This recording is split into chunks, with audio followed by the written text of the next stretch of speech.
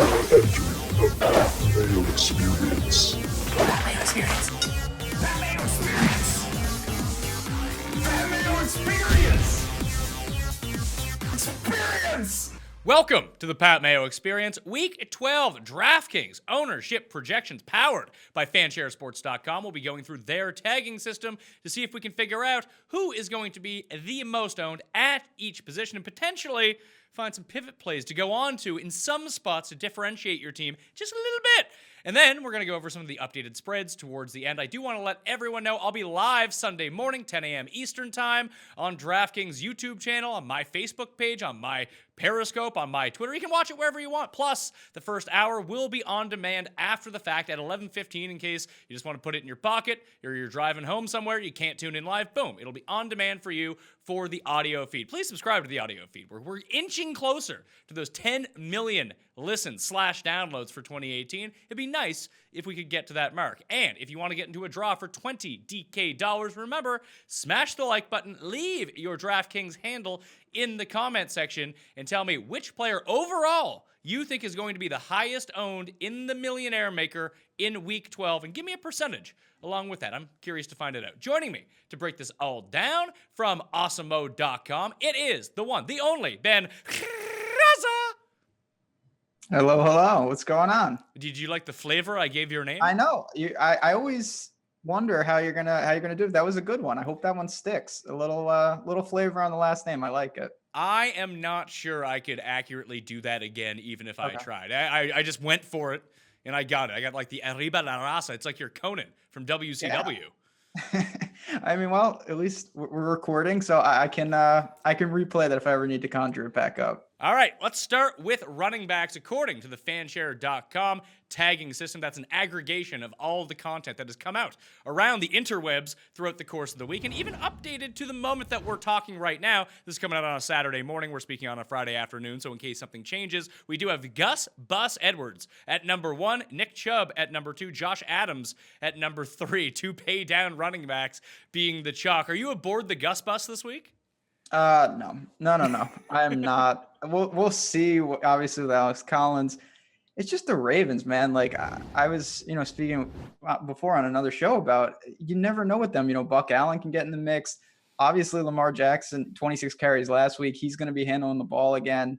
I get it, but if the ownership is really concentrated there, I think there's better plays for a guy that we really. I mean, how many people really knew who this guy was before last week? Yeah, you're really investing a lot. So the way that I would weigh this, especially in one of these like giant tournaments, is, yeah, I think objectively he's a good guy to take a roll of the dice on. If you want to check out the full DraftKings pick show, hit the description. Rick Gaiman and I really broke this down. He's basically said, listen, you either need to be massively underweight or massively overweight if you're going to use Gus Edwards. And I have him projected around 20%. But I think the likelihood of him getting 20 touches is exactly the same as him getting 3 touches.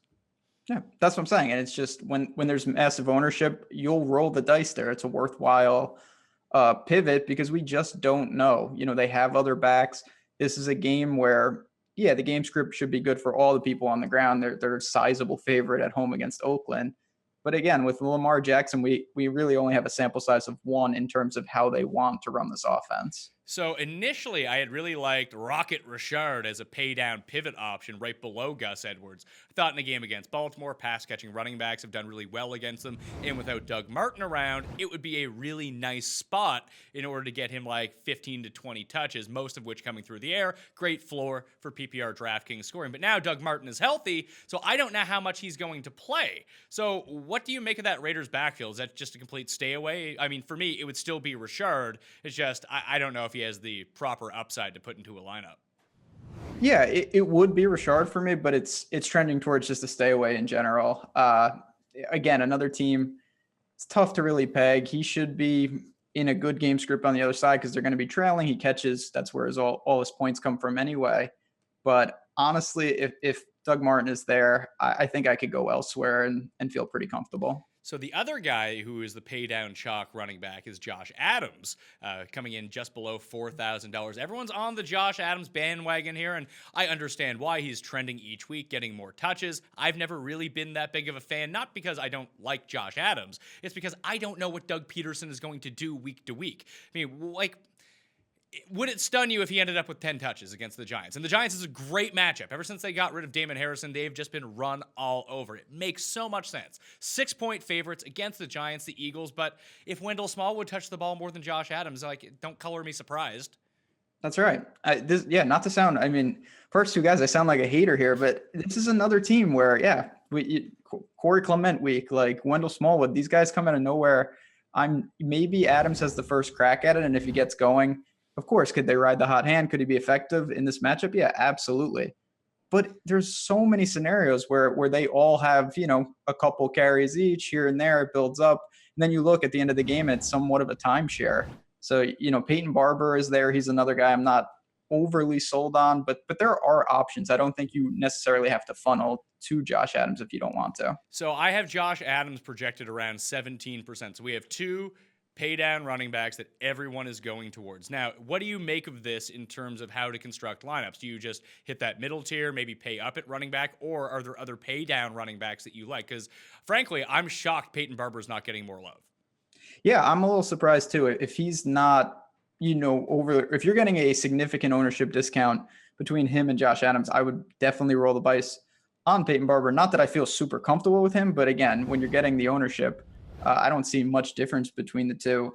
If you want to be really aggressive, I will mention LaShawn McCoy at 4,200. Not going to be nearly as popular. Jags traveling up to Buffalo after they gave a game away. I don't know how much, if anything, they have left.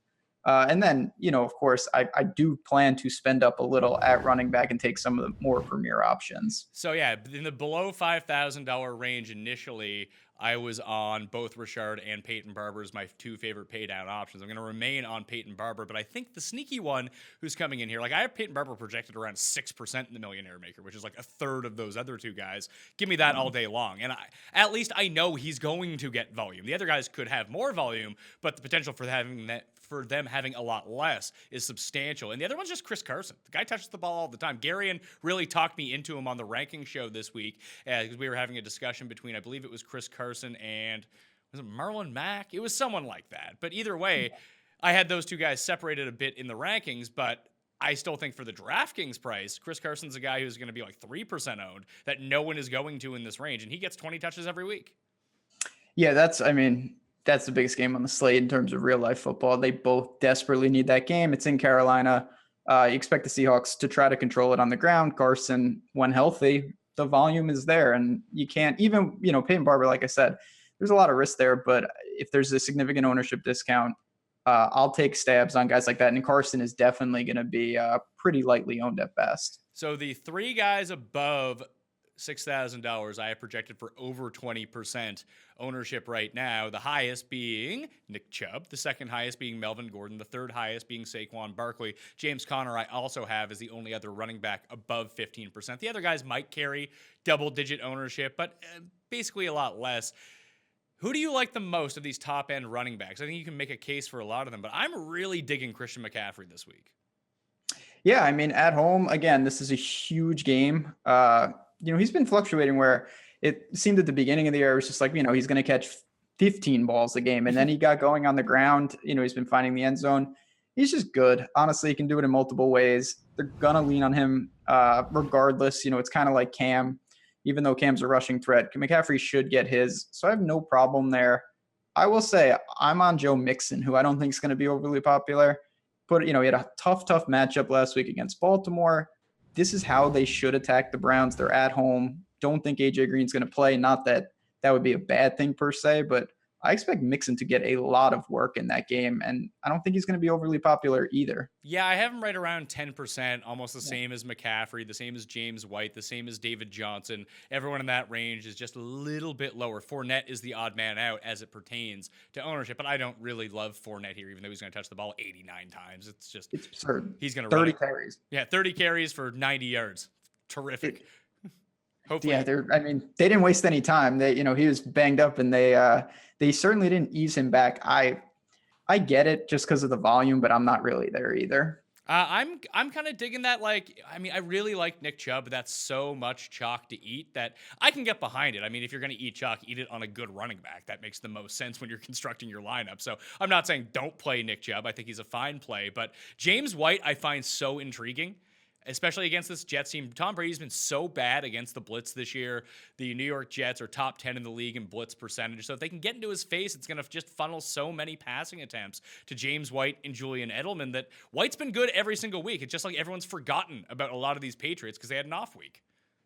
Yeah, I mean, James White is, the PPR darling because it's extension of the run to an extreme. I mean, they just pepper him with those targets and they add up so quickly. So against a team like the Jets, who, if not that they do anything well, but they do like to bring the heat. Obviously, Brady's going to get the ball out. I have absolutely no problem with him, and that's really just just looking at the slate. I plan to actually fall in that middle range where I have no problem with the top end guys. I have no problem with guys like Chubb or Breida. But man, the Mixons, James White, Connors of the world, pretty appealing to me. I'll even throw David Johnson into that mix too. Everyone was all over him last week, and he had a really good game. He just didn't score a touchdown, and now people are off the bandwagon, and he's still pretty cheap. Yeah, I mean, I can't get him. I played him for many weeks in a row. He's horrible. Then he started being good. That's a game I am. I know we're gonna get to it kind of towards the back. God, the Chargers should be angry. I do worry a little that they just come out and smoke the Cardinals in this situation. But that doesn't preclude David Johnson from having a big day. He could just get all of his yardage through the air like he did against Kansas City. No, it's true. I mean, if they're playing catch up, it's not like he can't catch by any stretch, and maybe he gets some garbage work. Well, I'll have to say again, if he's tiny owned, sure. I definitely prefer Mixon or White. But there's worse plays than David Johnson. He certainly has the skill set. So the guys in that middle range, you have like Breida is right there. He'll carry around like 10%. Mac's going to carry around 10%. I had spoken earlier in the week that it might be smart just to build like a super balanced lineup. Like I feel like there's a lot of value, $5,000 to $7,000 in almost every position. Do you care for Breida or Mac? People want to throw Sony Michel and Phillip Lindsay into that mix too. I don't like them as much, but the other two guys I can get behind. Yeah, I like Breida. I mean, he was a guy I jumped on. Obviously, it was a stupid showdown slate, so I didn't get ultimately paid off for him. But against the Giants, he was good. Now that Mostert's gone, I think he can become, somewhat of an asset in the passing game. If he doesn't get perpetually hurt, he's coming off a bye. Maybe he's a little healthier. The price has risen a bit, but Tampa's as bad as it gets on the defensive side. So I have no problem going to him. Other than that, maybe a little Lindsay, but honestly, I don't have that much interest in the other guys. For the pay down guys, any interest in Lizzie McGuire? I mean, I've been waiting. This Cannon guy who I didn't know existed, like, who is he? I know they were down by like 40 points to the Bills. I'll definitely have some McGuire. You don't need the volume with him because he has home run ability, can get out in space, catches the ball. And the Jets, if Crowell is ineffective, I think Elijah McGuire really does have some upside. And he is the cheapest of all the playable running backs.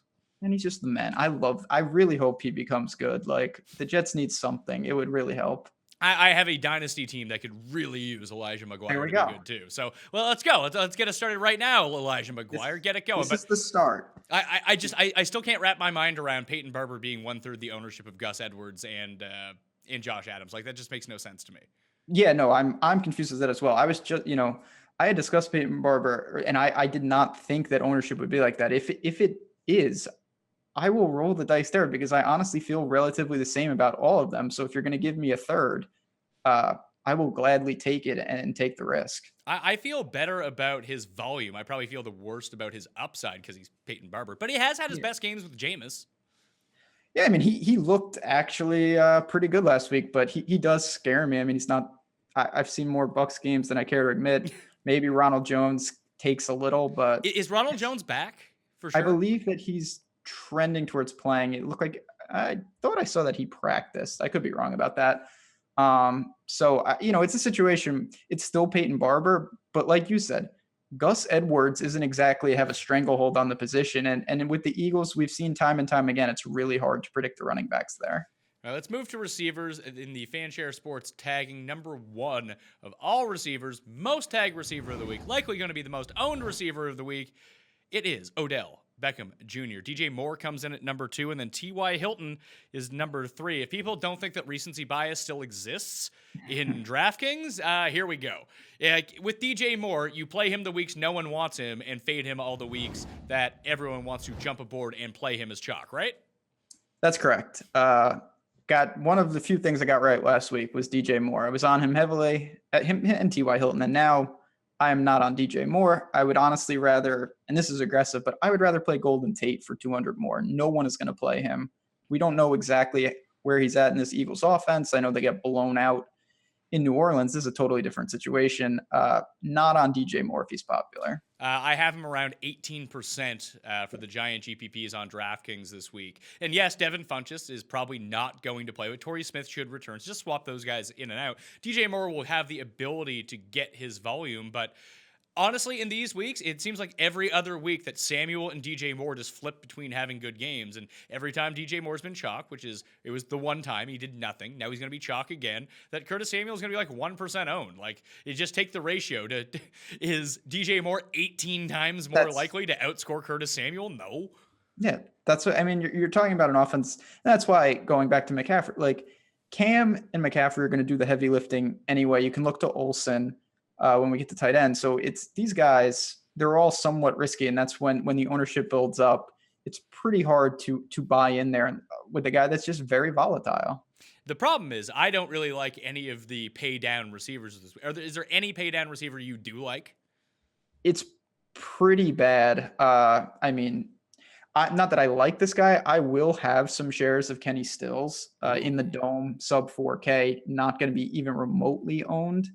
When you roster him, you're kind of banking for a home run ball. Still got to check, Devontae Parker, Drake, these guys are banged up. I think they're all going to be in, but I don't mind going there. You could always play the roulette with Godwin or Humphreys, but it's pretty slim options down when you really start looking to punt. What do you think I have Adam Humphreys projected at ownership wise this week? 7%. 13%. Yeah. That's a no from me. Like, yeah, talk about recency bias. My God, what about if that's the case, and Godwin I would just roll the dice with him then, because I have Godwin at 5. The only other one from down here that's like carrying ownership is Enunwa. He could get around. I get such a wide range for him because it depends on the injury report. Robbie Anderson, whether or not that he plays, but I have him anywhere between like 5 and 10%. Like, people could really pile on the big Q, little Quincy, the bandwagon. People are digging the Jets. Yet no one will play Josh McCown. The Jets every time. I mean, I'm still bitter. Like Jermaine Kearse week from weeks ago now. It's really hard to trust that team. I mean, this is a week where, and it lends what you were talking about before. You can really attack balanced in the sense of just don't dip too low. Most of the guys that we're used to seeing at 8,500 plus are not on the slate. The Saints, the Chiefs, the Rams, none of those guys are there. So the people that filled in, not that they're not great players, but it's not like you're fading the Kamaras and the Gurleys of the world this week. So the big two at the top of the pricing, I have Beckham around 26%, Evans around 21%, Antonio Brown only around 15%. It's a nice spot for Antonio Brown too, because on the outside, Denver doesn't have much going on. Like, Juju's coming in at 3%. No one's using Juju this week. Yeah, it's tough. I mean, Juju's obviously awesome, but Chris Harris is no joke. I mean, he really is great in the slot. If you're going to attack the Steelers, obviously you mentioned Connor, but AB, this is pretty damn good matchup. I know in Denver can be tricky with the altitude, but that's the guy I'm kind of, if I do pay up at wide receiver, I have him kind of ahead of the other two. I get, you can always go to Odell, Mike Evans, recovering fumbles for touchdowns. That's how he has to do it. But give me AB, sub 9K, quietly having still a monster year. Yeah, I love AB here. That's probably, if I'm going to pay all the way up, I think I'm more comfortable paying all the way up for him and hitting those upper 6, lower 7 running backs to make that work. Or Keenan Allen and Julian Edelman are both going to be super chalky, but I think if you just use both of them and don't pay up at receiver, I think that's enough of a contrarian build to get away. Plus, T.Y. Hilton will carry more ownership, but I love Keenan Allen this week. I'm going to be using Boku Keenan Allen. That's right. Keenan Allen's awesome. I use him all the time, and maybe he draws a little Peterson. I don't really worry about that. And Peterson rarely goes into the slot though, and they'll motion Keenan off of Peterson, or they'll just put him in the slot and then Peterson can cover Terrell Williams. Yeah, no, exactly. I don't even worry about that. 7,100, they should be, if they that was a horrible game last week. They gave the game away at home. It's a pretty good spot. The guy I wanted to throw out there to you is, what about Josh Gordon? He's right next to Hilton. I know it's not the best setup, in terms of if Brady wants to get the ball out quickly, but he's seeing the targets, more of a home run threat. Do you have any plans to go there? I don't. I think I would just bite the bullet and take TY if that's where I was going with, or just concentrate more on Edelman. I like Edelman more than Josh Gordon in this specific matchup. It's just, how long is Brady going to have time for plays to develop to get Josh Gordon down the field? Maybe he'll end up chucking to him 2 or 3 times near the goal line, but with Gronk expected back, maybe you can take down his market share of red zone looks just a little bit. The guy that I was super interested in was Tyler Boyd, but that was if AJ Green returned. Now, I don't like what I've been seeing from Boyd, although the last game wasn't so bad, 4 for 71. That's not terrible, but it seems like he's far more effective when he has AJ Green on the opposite side of the field. But he has drawn 2 bad matchups in a row, and Denzel Ward's no joke, but it's like the softest of these matchups. Yeah, it's the softest. People are sour, and the price is dropping. Those are all things that bring him back. I'm higher on Josh Gordon than you are, just for what it's worth. But Boyd's another guy, now he's flat 6K. The volume is going to be there. It hasn't been good without AJ Green, but if I prefer Mixon, I really do think that's how the Bengals should attack. But I don't, at this price, really mind taking a step. It's better than, I don't even want to bring up Jarvis Landry, he's another one I wanted to look to. I don't even think I could get there, though. I still have Jarvis Landry projected around 16%. What is people refuse to quit him. I'm not one to talk because I played David Johnson into the ground, and then I gave up when when Leftwich took over. But God, Jarvis Landry it has been really bad here. So I would probably rather play Tyler Boyd. I got Marquise Goodwin carrying a ton of ownership this week too, because people are just trying to get access to that game because it's the highest projected on the slate. I actually don't mind it, but I don't want to play like 17% Marquise Goodwin. I think that if Pierre Garcon ends up playing, just play him instead. Yeah, he's in the I can't even say the Tyreek bucket anymore, but when you have a burner that's highly owned, it's such a juicy fade just because they're relying on crazy plays. Like Marquise Goodwin, when you're rostering him, you're hoping he catches a 70-yard touchdown. When the ownership mass is up there, I kind of look to go the other way and say, you know what, give me Emmanuel Sanders, home against Pittsburgh. Safer, I think, going to get the targets, or even if you wanted to be different and roll the dice with Alshon. Well, there's 4 guys in this range that are just going to be criminally underowned, and it's tough to bite the bullet and gamble on them, but Alshon's going to be 4% owned, and it's a nice spot. Last time they played, Alshon absolutely torched them. John Brown, I think, is kind of interesting from a perspective of what if Baltimore doesn't run the ball 60 times? Maybe that was just a game plan they had last week. Now Oakland's going to prepare for this, and Lamar Jackson just lets it ride. And all of a sudden he's dropping back and bombing the ball down. The other 2 are Larry Fitzgerald around 4% and Sterling Shepard. Everyone wants to play Odell, and I know the volume hasn't been there since Evan Ingram returned, but wide receiver 2s have been annihilating the Eagles over the past 3 weeks. They're legit playing wide receivers at TV now. They're playing they're playing the 0 cornerback strategy. That's not good. No, it's not good. Yeah, it's certainly there are guys getting hurt that I didn't even know existed. So they already cycled through the fake guys. Now it's a full creative player. So I don't mind Sterling Shepard. John Brown's the one that's most interesting to me, though, only in the sense that unlike Goodwin, when you have a burner that's super low owned, it's really appealing because, again, it only takes a catch or 2. And Smokey is certainly a high upside guy. I don't trust, like most, Lamar Jackson's throwing. We'll see. I don't know if he can be running the ball 30 times like that, though. So Baltimore is one of the more confusing and interesting teams on the entire slate. If you had to take a shot on one of these super low owned guys from below $4,000, do you have a favorite? Because I kind of like Dontrell Inman. From the Colts? Yeah, I will go to the other side of that game. Honestly, I'll take a stab with Kenny Stills in the dome. Colts are rolling right now. There's so many bodies on that side. So I get Inman.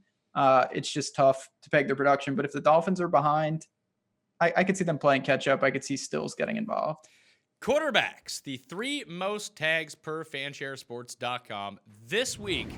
Number 1, Lamar Jackson. Number 2, Andrew Luck, as he's finally starting to get some credits. I watched the Colts just go blow it this week now that everyone's kind of on them. Number 3, Jameis Winston. You have to love this spot for Jameis Winston. It's almost perfect. The only other one I have carrying more than 8% ownership is Nick Mullins, which is kind of hilarious. So it's pretty flat overall at quarterback, but Lamar Jackson coming in at like 16% has to be a fade. Yeah, I mean, I wrote, on awesemo.com, I wrote an article about that, and that was the biggest question I posed. If he is popular, what do you do? And I think I have to fade it just because when you're relying on the upside from the legs like that, I don't think it's unreasonable to see someone from the backfield. Maybe it's Gus Edwards, maybe it's not. Get out in front, and if they really put the heat on the Raiders, I don't see Lamar Jackson running the ball 25 plus times, and he may be somewhat efficient through the passing game. I know he did not score in any form last week, and he still got there. So yeah, there's some dart throws, and the upside is huge. But my God, I think the floor is pretty low as well. Like, would you rather pay, like we're talking about volume, and this rushing volume is so valuable. But if Lamar Jackson's going to be more owned than Jameis, like Jameis is about as safe a volume unless he gets benched as possible. Yeah, I mean, Jameis is obviously a great DFS quarterback because he makes horrible, like Jameis throwing pick 6 helps him a lot. Like when he has 4 touchdowns and 3 picks and 2 fumbles and the game just gets out of control. He is, I mean, it's hard not to like him in a spot. Usually it takes a couple of games for the cycle to complete and Fitzmagic to come back. So, he should have this game to himself. Him and Carson Wentz, who is off on nobody's radar, I don't mind taking a stab with. Yeah, I can see myself going back to Carson Wentz as well. I think I'd bring that back with Barkley if I was going to do it. Would you triple stack the Eagles if you were going to do it, or just play Zach Ertz? Or would you So my plan initially right now is to I love Ertz and then mix and match Alshon or Golden Tate in the middle of that, and then try to run it back a little with the Giants. Would you use Barkley and Beckham, or just bring it back with Barkley? Probably just bring it back with Barkley, or because I don't know what you want to classify it as, I have a problem. I might use Evan Ingram again, and it never worked. Evan Ingram plays like 5 snaps a game. I know. It's just, he did, of course, I was like, I did it last week and I was like, oh, what a disaster. And then I saw him running free and I'm like, this is why I play this guy. He enticed me again. I know, like, the snap counts are not there. I keep getting sucked in a little, just a sliver, but you have options. Even Sterling Shepard, I don't mind trying to be unique in terms of that stack. So Jameis in 3 starts this season. I did look into it. Ronald Jones practiced in full, so he will play. So that hurts Peyton Barber a little bit. But I don't think it's going to be a substantial. But like Peyton Barber's still going to control the goal line. He wasn't really involved in the passing game anyway. Maybe he can backdoor his way into 2-3 catches. That would be fantastic. But that's where I see Ronald Jones coming in. Probably no more than 25% of the snaps. Probably even less, to be perfectly honest with you. And especially after Jaquiz Rodgers had that awful fumble that they just turned to Peyton Barber, even in the passing attack. That, hey, maybe it's his job for the moment. Who knows? But with Jameis, in 3 starts so far this season, 51 pass attempts, 41 pass attempts. In that game where he got benched, he still had 35. Yeah, I mean, he's a wild man. And like I said, we have seen time and time again, I talk about this with Aaron Rodgers. Rivers is another example. Like when those teams are so good and those guys are at their best, they're actually not assets in fantasy because they're 18 for 22 with 2 touchdowns and they're super efficient. Jameis is in like the Deshaun Watson bucket. Fitzmagic, but where they're making so many mistakes, they keep the other team in it, and it just creates shootouts, which is what you want in a game like that. Well, I think the perfect example of this and what people can't really wrap their minds around was Matt Ryan was not only cheaper, he was a better fantasy play than Drew Brees was on Thanksgiving. There you go. Yeah. And it obviously doesn't correlate to what happens sometimes. You just want those guys that are playing catch up, and sometimes, as bad as it and counterintuitive as it is, a quick turnover, not that you're rooting for it, but it's not the worst thing in terms of game script, and Jameis can make it up in a hurry. You have any interest in a 12% Nick Mullins? Oh, God. I mean, I'm more on the ground, I think. Like, I'll take a share of Kittle, of course, here and there, and Breida. I don't know how much Mullins I'm going to have. This guy, talk about recency bias. I mean, that's all people have. I don't know how much Southern Miss football people are watching, so I'm a little skeptical of going there. So the guys that we always turn to on these slates, because you mentioned like Deshaun Watson and Jameis Winston are in the same bucket as potential slate breakers at quarterback. The other guys that we always talk about are the guys that can do it with their legs, or guys that make enough mistakes that, hey, maybe they'll throw themselves into a situation where they have to pass even more. Like Cam is one of them. And Russell Wilson's now averaging 9 carries per game over the past 3. Like that game you mentioned is going to be super competitive. Both teams need to win. Carolina's a 3.5-point favorite here. Like if I use McCaffrey, I might bring it back with Russell Wilson. I have no problem with that. The nice thing now, if this is what's continuing, the hardest part about a lot of times rostering Russell Wilson is what to do with the rest. Is it Lockett? Is it Baldwin? If he starts using his legs even more, you can just roll Russell Wilson and you don't really have to worry about it. Totally viable. So I'm not overly on those guys. I've been using them a lot this year. I do like that Wilson's rushing upside is coming back, and this is a huge game. Now, if there's ever a time for him to really take it upon himself, this is the week. Last guy I want to talk about. He looks like Guile from Street Fighter. He is $4,300. He is starting because Sam Darnold, a.k.a. Sam Chez, is sitting.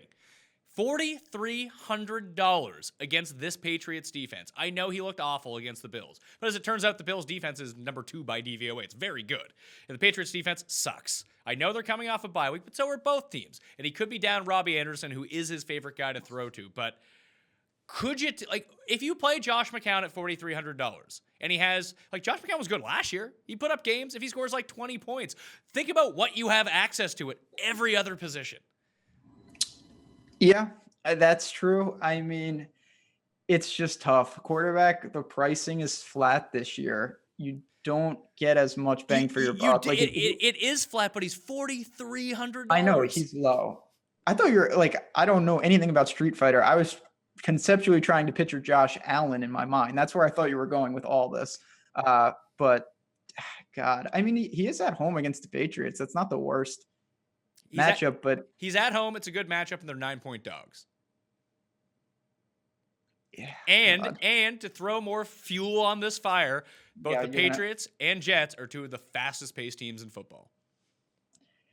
I'm just gonna tell you, I'm not a huge Twitter guy, but when I have Josh McCown and Elijah McGuire on teams, that's gonna be your fault because of this conversation right now. I mean, if you take him. You can, I will say this, if you do it and he holds his own, he gets you 15, you're basically picking all other positions. You don't need that much. You can have top end guys at the rest. I'm still a little skeptical just because with flat QB pricing, getting 12 or 15 might not be good enough if guys in the 5K range get you 22, 24. Well, here's the thing. If you win the Millionaire Maker with Josh McCown as your quarterback, you just cut me in, okay? Don't worry, you will be you'll be taken care of. Excellent. That is a promise. Don't you worry. You're not gonna have to worry about that, sadly. But that would be a good problem for me to have for sure. Yeah, I mean, I'm gonna roll. I think I'm gonna play 10 lineups this week. I'll roll out 2 Josh McCown lineups and see how that works. I bet you the rest of the if you put in I mean, you can do it with Josh Allen too. I like Josh McCown more than I like Josh Allen. Just based on the matchup, to be perfectly honest with you. The Jags D looked like it was real again last week. I know. I played the Jags D. That was one of the few things I got right. They were so cheap and they were rolling. How they lost that game. I had Jags money line was a killer last week. I was counting that cash, felt like a genius. And then horrible things transpired. Yeah, I agree with that. I mean, I love Josh Allen in life. Don't think it's a real spot to consider him, though. Well, here's the thing about teams, Ben. Good teams win, great teams cover. And that's what the Jags did. Yeah, they did. I tried to get fancy. Should have took the points. I did that too. I bet the Bucks money line, and they ended up pushing it felt like an idiot. Yeah, I was like, oh, I am a genius at home. They need this game. And now they're going to cost me again because now I'm like, well, they've given up. I'm going to end up betting the Bills this week and I'm going to get double whammied, I'm sure. According to Tim Andercuss, the Jags have quit on the season. Uh-oh. So you're telling me there's going to be a late rally for the Portals. So far this year, the Eagles have also quit, according to him. And then last week, the Raiders had quit. Yeah, exactly. There we go. I was wondering what happened to make the Raiders somehow cling to life. Now this answers some questions I've been wondering about. Tight ends per fansharesports.com. Number 1 in the tight end tags, we got George Kittle me Timbers. Number 2, Cameron Brate. Number 3, Zach Ertz. So you have the 2 most expensive and the guy who opened up in the highest scoring game of the year. I don't know what to do at tight end, but I can tell you, I will bite the bullet and not play Cameron Brate. Interesting. Yeah. When the slate first came out, that was my first thought was, Cameron Brate, I'll plug him in, work around that. And 20% ownership I got for Cameron Brate. Didn't we just go through this? You're right. I've just already said I'm taking slate season haven't begun, and I'm taking an L on Cameron Brate because I was all over that, and now I'm softening by the minute. I'm not on it as much. Could I take some shares? Maybe look there, even still in cash, for sure. But it is not what it was. You're right. We've seen this story before. I know OJ Howard is gone, but man, the floor is risky, and if he's going to be 20% ish. It's just such a juicy, find the extra money, go get Jack Doyle or someone like that. Yeah, so I have 3 guys projected over 10% this week. I have, obviously, Cameron Brate up around 20%. I have George Kittle around 16% and Jack Doyle around 10%. I actually have Ertz projected to be the 4th highest owned. Like, he burned everyone so badly last week. Like, people hate his guts now. And it just seems, I love Kittle. Like, I actually do think that Kittle's probably the best play, but if you're telling me I can get like half the ownership on Ertz for $200 more, I might take that. Oh yeah. I mean, I have no problem with Kittle. I think it's a great spot, obviously. Zach Ertz, last week was horrible. Many was on him, coming off, it felt like he had 40 targets 2 weeks ago. He did nothing, but that game, the Saints took him away and they got out to a huge lead and the game fell apart. This is at home versus the Giants. He's 6,400, and if he would have played well last week, he would be more expensive and he would be significantly more popular. I will take that. The question that I wanted to pose is Gronk is 5,100, and I don't think he's going to be popular at all. Do you have any interest there? I don't. Do you? Ooh. I want to say yes. I want to, listen, I'm like Fox Mulder out here. I want to believe, but you know what? You sell me on Gronk to use it. Like if I'm playing 10 lineups, how many should I use Gronk in? Should I bring him back in one Josh McCown lineup?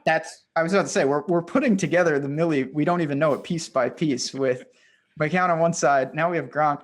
I just, they're coming off the bye. Maybe he's truly healthy. Red zone. It's the Jets. At 5,100, it's not like you're priced into where we're normally looking for. He needs a bunch of catches. He's got to get a 100-yard bonus, find the end zone. If he gives you 6 for 75 and finds the end zone, you're of course taking it and then some. So I just think with this built-in floor, just because of the price and the fact that he's an afterthought in most people's lineups, I'm probably going to have some Gronk shares. So the problem is, if I can get up to Kittle or Ertz, I really want to do that. As I mentioned, Cameron Brate is just a chalk fade for me. Like any cheap receiver that gets super chalky throughout the course of the week, just instantly fade them. I almost feel the same way about tight ends every single week, that there's just no need for it. These guys bust. The bust rate on a chalk tight end who's cheap is so high that just playing the odds week after week, you're going to be right more often than you're wrong. It's not going to work every time, obviously, but I think it's a nice spot. And there's some fairly decent pivots, like Jeff Heerman is down there. He's playing the Steelers. The Steelers per DVOA, sixth worst team against tight ends. And he's seeing volume every week. Yeah. I mean, that's, the Steelers are more apt to stop someone like Sutton where it's over the top. So I don't mind that. The Demaryius Thomas void is still going to be there. Howerman's going to pick some of that up, 3,400. No problem with that. Njoku's a guy I want to say that I can get to. He's talking about crash bound to earth. He's he's just been an afterthought after he was chalk week after week for a while. He's sub 4K now and he's right next to Brate. So if you want to be a little different, you could look there too. Yeah, the only other ones from down there, you could play Herndon, chuck him in there against the Patriots. He's 2,900. Full on stack. Just Jets and Pats. There's your team for the week. Unbelievable. I do really like the over in that game, by the way.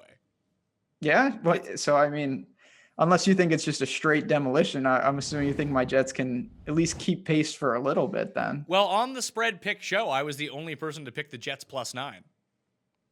I don't mind letting them, Here's a fun fact about the Patriots. They're not that good, especially on the road. Not that the Jets are any good, but like you can what are the Pats? 7-3. All three of their losses away from Foxborough. They have like one cover on the road so far. Like they almost didn't cover against the Bills. Like the Jets, although they got smoked by the Bills, I do have a little bit more belief that the Jets can move the ball a bit more effectively than the Bills can. Well, yeah, default would be the step one of why they can do that, just because it can't get worse. I don't mind. I mean, 9 points is a lot in the NFL, and it's just, God, the Jets' offense is so anemic. I think their defense plays decent enough to keep it somewhat steady. I just don't know how much Josh McCown can do. The worst teams against tight ends in football per DVOA right now. Number 1 is Oakland, but since the Ravens have like 74 tight ends, that's kind of tough. Although Nick Boyle was the favorite of Lamar Jackson last week. Do they have like some type of thing where they have a different roster? Like you only have 50, I think it's 53 guys in the NFL. It legitimately seems like the Ravens have 10 guys at every position. They have 8 running backs, 10 tight ends, Max Williams, the other guy, Hurst. You can't go there, but it would be nice if someone could emerge because they would probably be a pretty viable DFS target. I think if you were to gamble on one, it would be Boyle just after seeing, I think it was 6 targets, 5 catches last week from Lamar Jackson. He was a very easy throw, and he was always on the field, and he's a really good blocker. So he's going to be out there for all these run packages that he can kind of sneak behind the defense if they try to come up with some trickery with Lamar Jackson. So I'm not advocating playing Nick Boyle, but he's one of the guys out there. It's so funny you mentioned that, though, because Garcon brought up the same thing on the ranking show. It's like, did they have like 70 roster spots? Like it's unreal. But all these guys play special teams, so I think they just double. It's just madness, though. Like Mark Andrews, there's so many guys on the Ravens at these positions. Maybe that's probably what it is their whole rosters like that. But it would be, I always thought Mark Andrews would be maybe the guy, and obviously time will tell, these guys are young, but Boyle's interesting. Not that I'm going to probably go there, to be honest. Tampa Bay is second worst against the tight end. Oh boy. Yeah. So just Kittle season here. That's the thing. Like I'm trying to like think of different plays I can do at tight end. Am I just stupid not to play Kittle? No, and I mean, A, you don't want to just fade all the chalk. There's no need to do that. And B, there's ways to be creative. Like if I play Gronk, there's a real chance I have Kittle in that lineup or Ertz. Ooh. And then I'm really going to be different. And that kind of lends itself to the balanced build. Like you take 2 tight ends, good ones, for 11, 12K. You're not breaking the bank there at all. Yeah, and you can still squeeze in like Keenan Allen as a top end guy. You could play Nick Chubb in that lineup if you wanted to, or just pay for Mixon and David Johnson or James White, a combination of those guys. You can get like an Andrew Luck in there, or you could play Lamar Jackson if that's something you really want to do. Not for me, but it's viable at least, and it all works with inside the salary cap. Definitely, and that's a way where it's like, okay, Kittle's going to be popular, but I have an out with him that I know is going to be pretty unique. So if he crushes, I'm not just with all the Kittle guys. If I have this other pathway, can be the leverage that you need. Finally, defenses and special teams according to the Fanshare Sports ranking system. Ben, who do you think is number 1? The Chargers. The Buffalo Bills, number 1. Wow. Baltimore Ravens, number 2. Jacksonville Jaguars, number 3. As it pertains right here. So the ones that I have projected, like defense ownership is so concentrated this week. I have the Jags, the Ravens, the Chargers, the Colts, and the Bills all projected for over 10%, with the Bills being the highest owned. I'm really surprised at that. I thought the Chargers would be more popular than them all. I get the Bills. I certainly think that unit's pretty good. Jacksonville going up to them after that garbage last week. It's a pretty good spot, and the price is nice. If I have the money, I will play the Chargers. Bosa's back. They should be angry. Rosen, I think it's a pretty good spot overall for them to just cause a lot of trouble for the Cardinals. Yeah, I think I like the Chargers the best 2 of these top end ones, especially because they might be the 4th in ownership, although they'll be chalky just like the other ones. You can kind of pick and choose who's going to end up being the highest owned. My problem with the Bills and Jags game is that if that's a run fest, there's no fantasy points. That's the thing. And, we've talked about this on the show. I talk about it with Andrew Barron on our show. As much as it's nice to say, oh, this team's going to score 6 points, you'd rather have, like the Jameis of the world, where it's like they may score 30, but he might throw 2 pick sixes and he has 4 fumbles. So you kind of want to roll the dice with a game that might be a little more up and down. And even though it gives up some points in giant field tournaments, if you're trying to win the millie, having your defense get 2 sacks and give up 3 points is probably not going to cut it. The big one for me, a game that I think that you can target from both defensive sides of the ball, only because you have 2 mistake-prone quarterbacks. One of the offensive lines is really good, but you're dealing with 2 defenses that are inside the top 5 in terms of defensive adjusted sack rate: Steelers and Broncos. Interesting. I was going to give you, and I thought it would be pretty egregious, but 2,300, I get sucked in every time in Mile High. Von Miller, Chubb, those guys can rush the quarterback. Big Ben makes mistakes. They're on the road. And we've talked about it. This is not saying I don't like that offense. I do. You can play both sides of the game, where I will certainly have a B and guys like that. And then I may take a stab or 2 with the Broncos D on other teams and hope that they get some pressure on him and force him into some bad turnovers. I'm surprised the Colts defense is so high. Yeah, I mean, the Colts are a weird team right now. They're rolling. Their secondary is getting healthier. I think Hooker is back.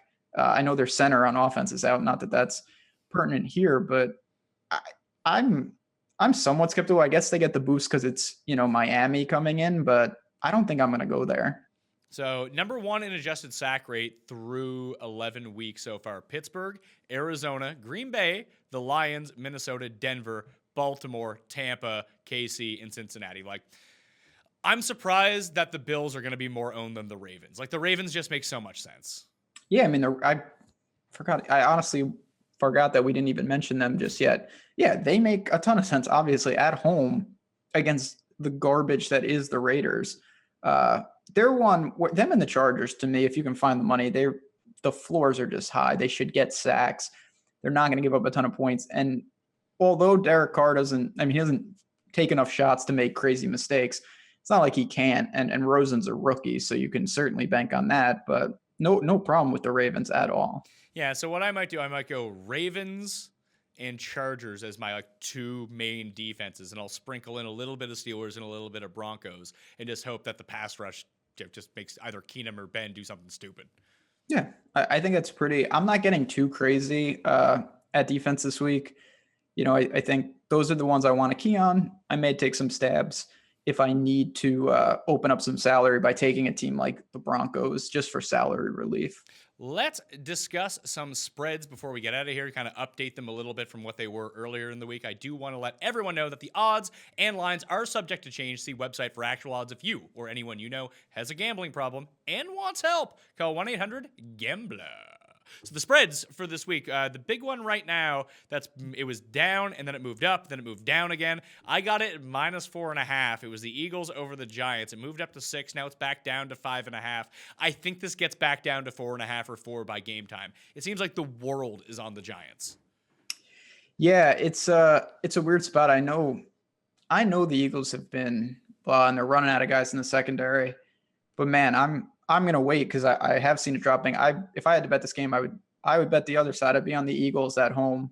Eli's not the worst against the Eagles in particular. Gets the ball out quick when he has to. I know he takes some sacks, but I just think at home, this certainly, if they have any chance, they need to get this game. And then they can work from there. But licking their wounds from the Superdome, I would lay the points with the Eagles here. Yeah, and just looking at it right now, the money is coming in on the Giants. The picks are coming in on the Giants. I'm trying to find the biggest lopsided one of the week. 90% of the money has come in on the Patriots. 97% of bets made are on the Patriots, and 84% of spread picks are on the Patriots. You know what hasn't really moved all week? I know it's off the board right now, but it was 9. It's probably going to remain 9. It just seems strange that has been so stagnant. That line has not moved, yet the world is backing the Patriots. There you go. I mean, it must mean you're, you and a couple other people are holding it steady. It is, as much as people, and I would know, like to make fun of the Jets, they give Patriots games. They know how to play them. They can get after Brady. He does not like to be blitzed. Not saying they win the game, because I don't think they do, but 9 points is more than enough for them to stay competitive. And even if they aren't, it's not beyond the realm of possibilities that, they're down double digits, they're down 14, they get a late touchdown and, they can backdoor. The three biggest public games of the week, in terms of money on one side, the Patriots are number one. There's actually more money on the Chargers to cover and beat the Cardinals, and that's at minus 13 now. That seems like a bit much. And the other one is the Packers. People are just loving the Packers over the Vikings. Ugh, God, those are such. Chargers is one I could easily fall into. It's over under is only 44, and they're 13-point favorites. It's a pretty low implied total for the Cardinals there. Yeah, I mean, the Pack is interesting. Not that they gave the game away in Seattle, but they needed that one. It's elimination game time for them. They need this. But in Minnesota, as much I'm an Aaron Rodgers fan, I hope the Packers win the game. I would lay the points there. I know Cousins has been bad, but this is a game I expect that offense, Dalvin Cook, the receivers, to really cause some problems for Green Bay. And I think it's only 3 points. I think they win that game. So the other two that moved, Seattle moved down from 3.5 to 3-point underdogs. San Francisco moved from 3.5 to 3-point underdogs. I actually have the fade the West Coast parlay. I'm glad I waited the day. So you get Baltimore at minus 10.5. You get Tampa at minus 3 and Carolina at minus 3. They're all West Coast. They're all playing against West Coast teams that are coming east to play in the 1 o'clock set of games. And usually that throws biorhythms at a whack. So I always like to target those games. Who do you think wins between Seattle and Carolina?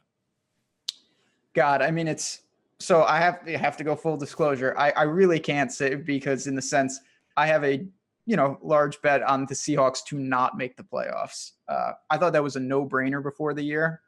Sweating it a lot more than I thought I would have to. I honestly think that Carolina at home handles them. They can't win on the road, but they are not on the road. They're at home. Cam, McCaffrey, I hope they get it done, and I think they do. All right. What do you think? I'm with you. I like Carolina in that game. I'm just fading all these West Coast teams playing on the East Coast. Yeah, I mean, that's certainly a real thing. I mean, the 1 p.m. start for those teams, it's not ideal. Obviously, the Raiders, their internal clock is off no matter where they're playing at this point. They're just garbage. But Seattle at home is a whole different animal than flying to the East Coast and playing in Carolina. 46.5 seems low for that game, though. I think every single Panthers game, except for week 1, when they just couldn't get in the end zone against Dallas to really put that game out of control, has gone over by a lot. Yeah, I mean, we saw against the Steelers. It'll be interesting. I think it goes under if not that a correlated parlay style, but if Seattle wins this game, I expect it to be pretty low scoring. Carson controlling the clock, no turnovers, and efficient. If the game gets up and down a little, I think that favors the Panthers. I think Cam and that offense can do enough to push Seattle to keep up, and that's where the Panthers really can exploit it. Ben Rasa, awesemo.com. Follow him on Twitter at JazzRazDFS. Any college football plays for the week? Yeah, I mean, it's going on. We got tonight and tomorrow. Big games all around. Well, I'm gonna release this on Saturday, so just Saturday. That would have been even easier. I could have gave games that were already done and sounded like a genius. Yeah, but we don't know that they're already done, though. That's true. So it would be an anti-genius. As much as this pains me, I'll tell you right now, I'm a Michigan guy. I like Michigan. Get plus 4.5 for Ohio State in the horseshoe. I don't think is the worst bet in the world. I expect them to come out. Everyone has them dead and buried. I think that game's a complete toss-up. So if you gave me 4.5 points there, I would take it. And not that I like betting against Alabama, but my God, are they giving a ton? I know Auburn is toast, but man, that's a lot of points. I see. I was hoping you'd come at me with this Conference USA game. Here's what we're dealing with. See, college football is wind down. What you really need to be getting into is college basketball. You want egregious teams because there's 120 something college football teams. There's 350 college basketball teams. So you can be betting real crazy teams there. I need to find can you be my source of college basketball? I need to find a college basketball guy. Oh yeah, absolutely. I'll tell you right now, Nebraska, not that this is an egregious team, but Nebraska basketball this year, you heard it here first and probably last because nobody thinks this. they are going to be really good. I think they Really? win the Big Ten. Yeah, Nebraska basketball is a team that I'm certainly going to be betting. I've been betting them, and we're going to continue to do that. They're really good this year. Really? Nebraska basketball. Where can I find some futures on? I'm just looking up futures right now. Big Ten. Put it down. They're going to win the Big Ten. Oh my God. I'm looking at the site right now. There's like Russian Super League 1 women. I don't want that for That's tempting, though. You know how it is. It's probably rigged, so it is very tempting. Yeah, why not? Just like when you bet on Manny Pacquiao's like Filipino basketball team, you always want to bet on Manny. It's sharp, very sharp. I mean, before I can find like NCAA, they're giving me like Argentina League, Argentina La Liga. Here we go, NCAA basketball. Props. No, these are just game props. I don't see any futures. Damn it. All right, I'm going to go find a Nebraska future to see what they are to win the Big Ten. I'm telling you, they're deadly at home. When they're at home, just bet them. Who are the other good teams in the Big Ten? For college basketball? Yeah. I mean, it's pretty wide open. Michigan State's probably the best team. You got Purdue. Indiana's better this year. Illinois is not great. I'm doing this off the top of my head. I could be missing someone, but I'll put it like this. Nebraska at home, I don't think they lose a game at home this year. And if they do that and they can just hold serve on the road, and stay afloat, they're going to be there at the end. I will say Texas Tech handled them pretty easily last week, but this is a team, do not sleep on the old Cornhuskers. See, I can't find any to win the conference odds, but Nebraska is 150 to 1 to win the NCAA tournament. There you go. Just do that. Is there a chance that they can play every game in Nebraska in the tournament? That would help a lot, severely, because outside of that place, they're not the same team. What you need to do is you sprinkle there, and then you just hope that you can hedge it out if they can survive a couple of rounds. It appears like Michigan State, and Purdue and Indiana are the best teams in the Big Ten. See, I left out Michigan is, I will say, they've looked impressive, but they're big. They smoked Villanova, which at the time was like, wow. And then Villanova lost to Furman, which the old Paladins of Furman. I don't know if that's exactly what is a paladin? I think it's a horse. That's your wheelhouse. Find out what a paladin is. Paladin is a character in World of Warcraft, according to Google.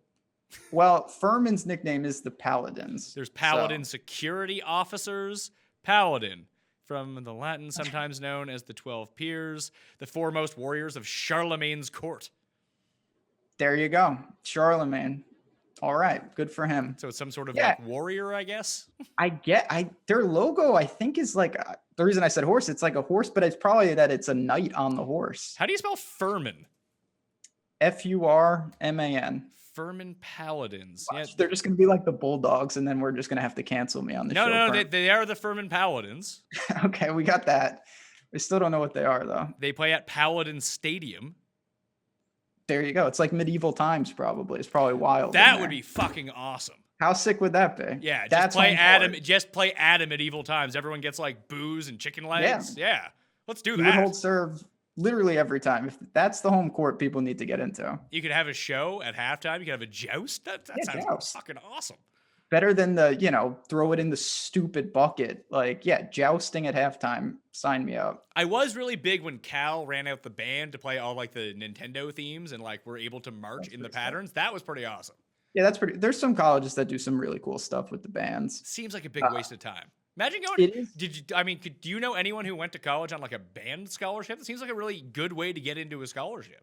It's probably awesome. No, I'm not. I'm musically challenged. I don't have any skill set in the music world at all, but yeah, it's not bad. I mean, those are like full-time things, so they got to practice like you wouldn't believe. I don't know. I didn't go on full scholarship to anywhere, but like, I guess with academics, it would be one thing where you're like, you just have to study hard and that's great. But like, if you're on a sports team or you're on like the cheerleading team or like whatever ridiculous scholarship where you have to like do school and do all this other stuff as well, it sounds like a real bummer of a college experience. Yeah, it definitely sucks. I mean, but it depends. Unless you're a boss, like if you're at a big time, I don't know how much school you have to do if you're playing, like big time football. But yeah, if you're on like the swim team or something and you're at a good school, it's definitely a lot of work. UMass fun school. I certainly didn't have time to do much, but again, at those huge schools, you can kind of carve out your own type of schedule. All right. Ben Rasa, like I mentioned, awesemo.com. Are you guys live again over the weekend? Yeah, absolutely. Catch me Sunday morning. We'll be talking more NFL. And then I got the show during the week, always in Slack. And we're doing some promos for Cyber Monday. So come on over to the site, sign up, save some money. And you can talk about the old Furman Paladins if you looking to get down some college basketball. What time is your show on Sunday? It is 11 a.m. Eastern. All right, so don't tune into that until 11:30 a.m. Eastern time. Just tune into the Pat Mayo Experience from 10 to 11:30 a.m. Eastern time on Sunday. Then go over. Exactly. We'll take the late. People will trickle in as I need a half hour to warm up anyway. So I'll just be hitting my stride at 11:30. Come on in. It's true, and people will be like burned out from me, Gary, and cussed for like an hour and a half. There we go. It's a perfect segue. So they can get into you with your reasonable takes and good advice instead of our outlandishness. It sounds perfect. So I do want to remind everyone to tune in 10 a.m. Eastern time Sunday and Monday to the Pat Mayo Experience. Twitter, Facebook, YouTube, DK Live app, Periscope. No matter where, you can find it up there live, and we'll be answering questions, doing that stuff. So check the dkplaybook.com and the description for the cheat sheet for the ownership, all the shows, sub to the shows, and just someone go win $1 million this week. All right, someone win the Millionaire Maker. All right, give the show with away. Josh McCown. With Josh McCown, and then give me money once you do it. That sounds good, right? Yeah, sounds like a plan to me. All right, so if you like the episode, and leave your DraftKings handle in the comment section and tell me which player you think will be the highest owned in the Millionaire Maker, along with the percentage, you get in a draw for 20 DK bucks. Don't forget that I'll be announcing the winners live on Monday's show with Chris Meany at 10 a.m. Eastern time. Good luck in Week 12. I'm Pat Mayo. I'll see you next time. Pat Mayo Experience! Experience!